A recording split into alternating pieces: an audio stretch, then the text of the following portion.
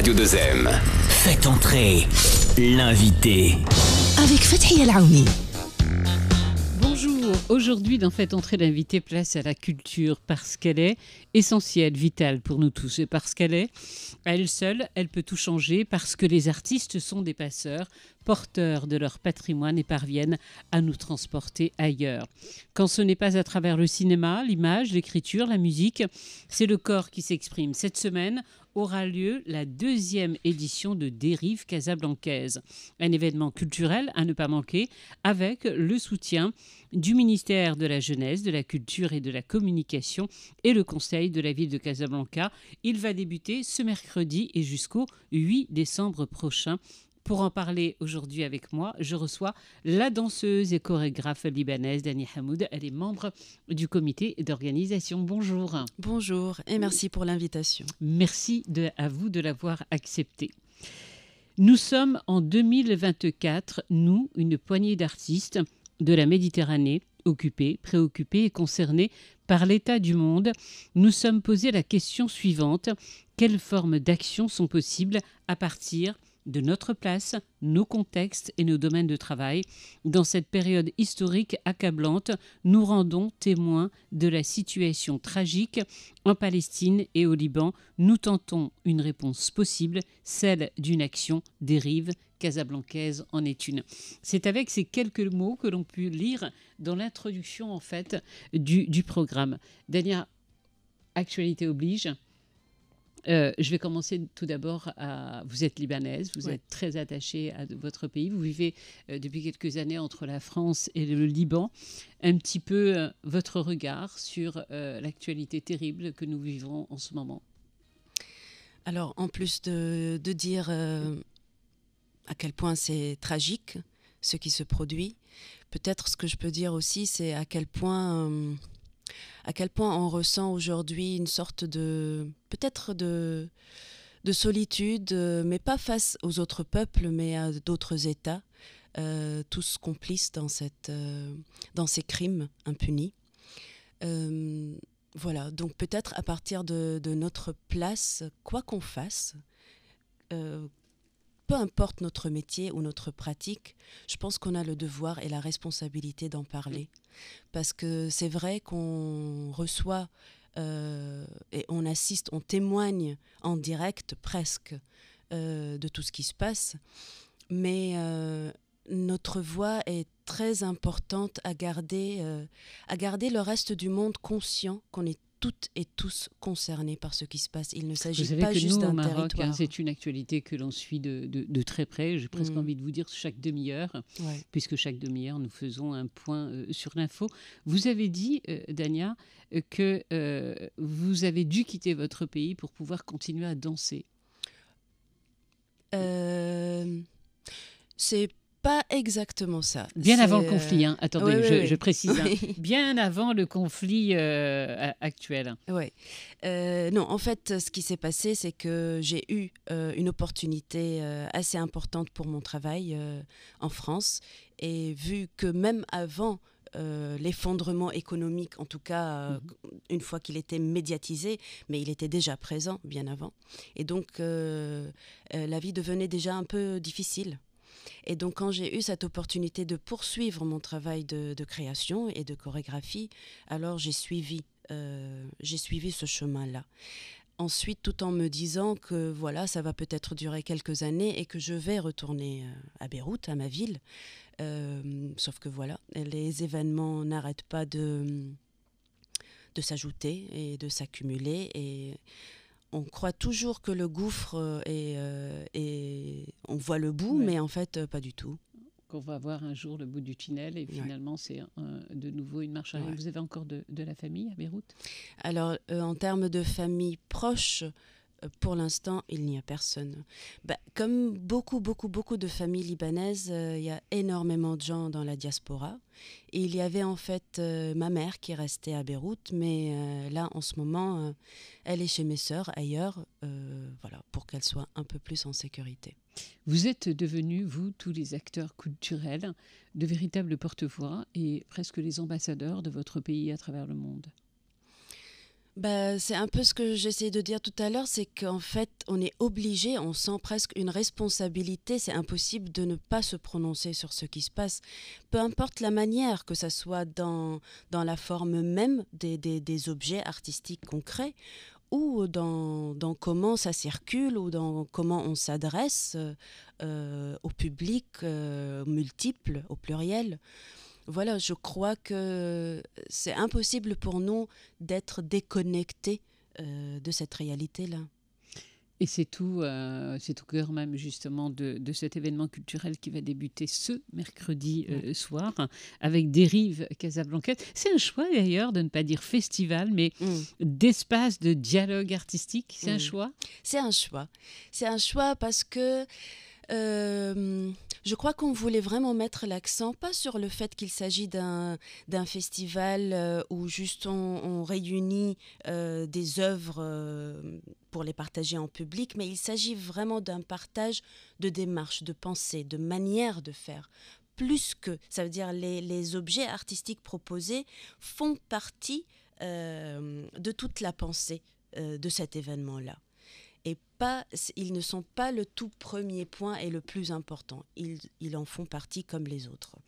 Alors, cette deuxième édition de Dérive Casablancaise, elle porte une attention particulière au travail et aux démarches d'artistes palestiniens, libanais et marocains, 3 pays qui vont parler d'une même voix. Comment vous avez travaillé avec Mariam Jazouli pour la préparation de cet événement et le choix des artistes ? Alors, je profiterai déjà de remercier Mariam pour cette invitation. Alors, je connais Mariam depuis très longtemps. Et Mariam et toutes les deux, on est des chorégraphes. Et cette année, elle m'a invitée pour cette édition-là que je sois à ses côtés à réfléchir, à penser cette programmation. Et dès le départ, en fait, c'était presque... Comment dire, c'était même pas une discussion où c'était clair pour nous qu'il va y avoir l'accent sur les démarches des artistes venant de la Palestine, du Liban et du Maroc. Et je profite aussi pour dire qu'en fait, il y a eu une longue période où le Maroc et Liban, Palestine et même ce côté du monde, il y avait très très peu de communication en fait. C'est que ces dernières années que ça a un peu commencé à circuler un peu plus. Et ça nous a semblé très important, pas juste par l'actualité, mais en se disant il faut réunir ces voix et il faut les porter au même endroit et voir quand ces objets, quand ces pensées se retrouvent au même endroit, qu'est-ce que ça fait surgir aussi. Et du fait qu'on soit toutes les deux chorégraphes, mais qu'on invite des artistes de plein d'autres disciplines, on s'est rendu compte aussi au fur et à mesure d'inviter les autres artistes qu'on donnait quand même une grande place à la parole cette année. Je crois que ça nous a semblé important. Il y a le corps et comment le langage du corps et comment ça communique, mais il y a aussi la parole, il y a aussi le langage et la langue. Donc, même dans ce langage et dans la langue, il y a toujours le souci de passer à travers le corps. Qu'est-ce que le corps peut raconter, que ce soit à travers un geste, que ce soit à travers un son, que ce soit à travers une parole. Dérive Casablancaise, ce sont, et vous le dites, toutes les disciplines artistiques qui s'expriment, des œuvres de théâtre, de la danse, de la poésie, de la littérature, de la musique et même du cinéma. Ouais. Coup d'envoi, je le disais, mercredi soir. Vous pouvez nous donner un peu plus de détails sur ce qui va se passer ? Oui. Alors, dès le mercredi, en fait, ça va être avec 2 spectacles de danse. Le premier, c'est une collaboration entre Nassira Belazza et Mariam Jazouli, donc la coprogrammatrice de Dérive Casablancaise, qui est à l'initiative de Dérive Casablancaise. Et après, il va y avoir une pièce de Radouane Mrizika, qui est un chorégraphe marocain, avec le premier volet de sa trilogie et la pièce qui s'intitule Atlas. Peut-être je ne vais pas non, on va dire pas tout. Non, il faut qu'ils découvrent aussi, il faut y aller. Mais voilà, comme vous l'avez mentionné, il va y avoir de la danse, du théâtre, de la lecture de poésie, mais aussi de la lecture littéraire contemporaine. Et il va y avoir des rencontres autour notamment du théâtre en Palestine. Ça veut dire comment on fabrique du théâtre aujourd'hui là-bas et qu'est-ce que ça veut dire. Déjà aussi dans chaque endroit en Palestine, c'est très différent selon le contexte. Il y a aussi du cinéma avec 2 films d'époques très différentes, donc 2 regards très différents. Et ça, c'était un choix de réunir 2 façons de faire et de... En fait, si je peux dire quelque chose sur la programmation de manière générale, c'est la poésie. Parce qu'aujourd'hui, je crois que la poésie est nécessaire. Oui, on en a besoin. On en a vraiment besoin. Et c'est quelque chose, je crois, qui peut parler vraiment à tout le monde. Voilà, la poésie, c'était notre moteur, je crois. L'initiatrice et productrice des Rives Casablancaises, Mariam Jazouli, qui malheureusement ne pouvait pas être avec nous parce qu'elle est déjà sur de nombreuses répétitions. Ouais. Il y a effectivement, tout comme vous, un espace important durant ces 4 jours qui est des espaces de débat, parce que vous dites qu'ils sont essentiels pour vous tous pour continuer à marcher, continuer à avancer. Alors ce débat, ce sera des débats avec le public et des artistes ou des échanges professionnels? Alors, il y a 3 matinées où ce sont des artistes invités. Donc, ce n'est pas ouvert entièrement au public pour ces rencontres matinales, parce qu'on le sent depuis plusieurs années, qu'il est très nécessaire qu'on discute entre nous de comment on travaille. Vu aussi que même venant de ces 3 pays qu'on a mentionnés, il y en a beaucoup parmi nous qui vivent ailleurs aujourd'hui, pour des raisons qu'on connaît toutes et tous.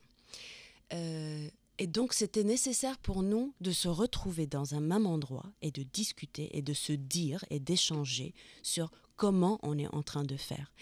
Il y a notre démarche artistique, mais il y a aussi notre démarche qui est tout autour de l'objet artistique. Donc, comment on réfléchit la chose depuis le début, depuis la naissance du désir de créer un objet, jusqu'au moment de le concrétiser et de le partager avec le public. Parce que toute cette chaîne-là, en fait, elle a besoin d'une cohérence et elle raconte, en fait, ce que chaque artiste porte.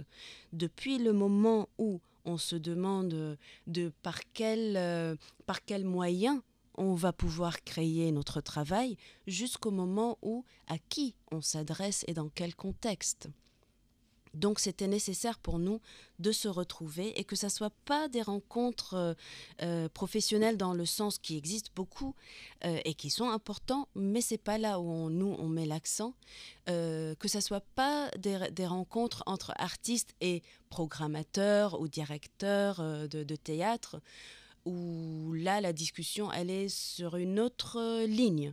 Là, on voulait, entre nous, comme 2 collègues qui se retrouvent pour discuter. Bon, toi, tu travailles comment? Moi, je travaille comment? Mais là, on va être un nombre un peu plus important d'artistes qui vont partager ces réflexions-là. Combien d'artistes au total seront réunis? Je crois qu'on est à peu près 25 personnes au moins, ouais. Et ça va être modéré par Jouman El-Yassiri, qui est syrienne, franco-syrienne, et qui est une personne qui a travaillé pendant très longtemps et qui continue à le faire avec beaucoup d'artistes des arts de la scène. Elle est aussi actrice culturelle, donc c'est quelqu'un qui est très, très familière avec tout ce monde-là et qui va, elle, modérer ses rencontres.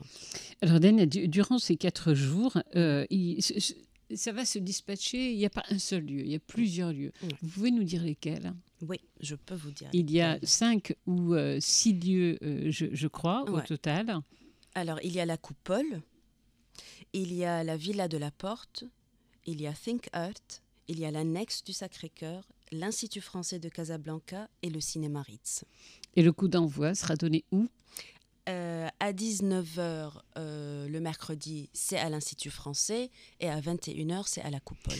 Alors, ça va vous paraître bizarre d'employer ces mots, mais c'est une réalité. C'est vrai que quand on parle de chorégraphie, quelquefois, on a l'impression que c'est très élitiste et pas à la portée de tout le monde comme art en tant que soi. Et nous avons très peu, en fait, d'événements dédiés entièrement à la danse au Maroc.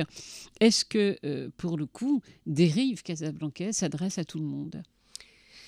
Évidemment que Dérive Casablancaise, c'est même des premiers objectifs, je dirais, que ça s'adresse à tout le monde. Et à tout le monde dans tous les sens du terme, en termes de génération, en termes d'horizon, en termes de pratique. En fait, je suis chorégraphe, c'est vrai, donc je parle à partir de cette place-là. Mais évidemment, même dans mon propre travail, oui, mon souhait, c'est de m'adresser justement à tout le monde. Je crois que la chorégraphie, c'est l'observation des corps et c'est la composition des mouvements des corps. Donc je crois que tout le monde est capable d'être réceptif à qu'est-ce qu'un corps peut faire à travers un geste et un mouvement. Et encore plus lorsque ces mouvements sont composés, sont écrits. Donc j'espère vraiment que cette vision-là de la chorégraphie élitiste, je ne sais pas, qu'elle commence un peu à changer d'angle et à intéresser le plus de monde, parce que voilà, ça serait dommage qu'elle garde cette réputation-là. Qu'est-ce que la danse représente pour vous? Je dirais que il y a notre corps qui est notre matière visible. Mais nous, on est composé de plein d'autres choses. Peut-être que la danse permet de rendre visibles tous ces autres éléments qui nous composent. Pour tous ceux qui nous écoutent et qui vous découvrent, vous pouvez nous parler de... Vous avez participé à plein de projets à l'échelle internationale. Vous parliez de la France tout à l'heure. Partout où vous produisez et le public devant lequel... j'ai envie de dire, vous vous exprimez, même si quelquefois ce n'est pas à travers la parole. Et quand vous êtes devant un public, vous l'oubliez, ce public, pour vous reconcentrer sur votre corps en particulier, ou vous arrivez à sentir ce moment de partage? Non, j'ai même besoin de ne pas du tout l'oublier. Et d'ailleurs, dans mon travail, par exemple, je travaille beaucoup le regard, je chorégraphie même le regard. Et je crois que le public donne beaucoup, son énergie, sa présence, d'où c'est très différent d'un soir à l'autre de présentation. Donc non, je ne fais absolument pas abstraction des présents, mais c'est comme dans chaque moment de vie, en fait, être présent. C'est peut-être les moments des présentations d'une pièce chorégraphique, c'est peut-être les moments où je suis le plus au présent. Et donc en communauté avec toute personne qui partage cette expérience avec moi. Ouais. Un très grand chorégraphe marocain, Feu El Hassan Zinoun, que nous avions eu le bonheur de recevoir sur cette antenne, nous a dit un jour, en fait, mon corps, il va bien au-delà, il dit c'est ma terre et c'est mon pays. Et en fait, il se reconnaissait dans le physique. Et en regardant et en cherchant, en préparant cette interview, vous avez, vous aussi, il y a quelques années déjà, dit pratiquement la même phrase. Vous vous retrouvez, en fait, entre chorégraphes, je veux dire, avec cette fusion que vous avez avec votre propre corps, en disant il est là, mon pays et ma terre. Oui. Ça me fait plaisir d'entendre ça. Oui, moi, pendant longtemps, je disais que oui, mon corps est mon territoire. Parce et il y a une double face à ça. Il y a le fait que c'est comme si je ne peux pas me détacher de mon corps. Là où il est, je suis.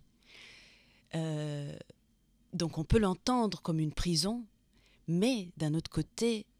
au contraire, c'est lui qui me permet d'être, c'est lui qui gère ma façon de vivre. Donc oui, il est mon territoire, et là où je me déplace, il me déplace, il est avec moi partout où je suis. Donc c'est à travers, c'est une sorte de reconnaissance en fait envers ce corps-là, c'est cette matière-là, cette masse-là. Et comment il est construit, c'est ce qui construit aussi ma pensée. Et qui vous guérit quelquefois.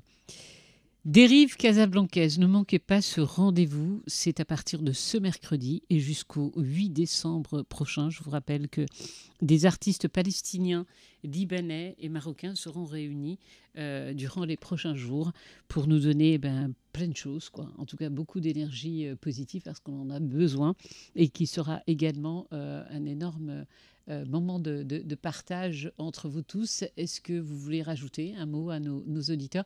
D'ailleurs, j'avais envie de vous demander le rapport que vous aviez au Maroc et si c'était un pays que vous connaissiez bien, parce que nous, on parle souvent de vous. Est-ce que c'est un pays que vous connaissez bien, le Maroc? Je ne peux pas prétendre que c'est un pays que je connais bien, mais je le connais à travers beaucoup de ses artistes. Je suis souvent venue au Maroc pour le travail, et donc à travers le travail, j'ai rencontré ce pays. Et je me sens en fait flattée, déjà par l'invitation de Mariam, parce que ça me fait rencontrer ce pays encore par d'autres chemins. Et ce que j'aimerais ajouter, c'est juste dire à tout le monde, j'aimerais bien vous rencontrer pendant ces jours de dérive.